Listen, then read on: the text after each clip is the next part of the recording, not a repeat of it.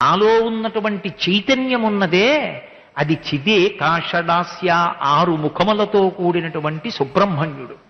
6 ముఖములతో కూడిన సుబ్రహ్మణ్యుడంటే మూలాధార చక్రం దగ్గర నుంచి పైకి లేస్తున్నటువంటి వాయువు సర్పముఖంగా ఉండి ఊర్ధ్వముఖ చలనం చేసినటువంటి సర్పం. ఈ ఊర్ధ్వముఖ చలనం చేసి సహస్రారం దగ్గరికి వెళ్ళి వెనక్కి వచ్చి గాలి నాలుక చేత నొక్కబడి సొట్టలుబడి పదములై వాక్యములై బయటికి వస్తోంది. ఇది లోపల ఉన్న చైతన్యము ప్రకాశించింది. నేను ఒక్క నమస్కారం చేసినంత మాత్రం చేత లోపల ఉన్నటువంటి చైతన్యము చిదే కాషడాస్య 6 ముఖములు కలిగినటువంటి సుబ్రహ్మణ్య స్వరూపమై విజృంభించింది లోపల. ముఖాన్ నిస్సరంతే, అది ముఖంలోంచి బయటికి వస్తోంది. సంస్కృతంలో ముఖానికి నోటికి 2 మాటలు లేవు. అందుకే ముఖము అన్నా నోరే, వదనం అన్నా నోరే. వదనం అన్నా ముఖమే, ముఖం అన్నా ముఖం.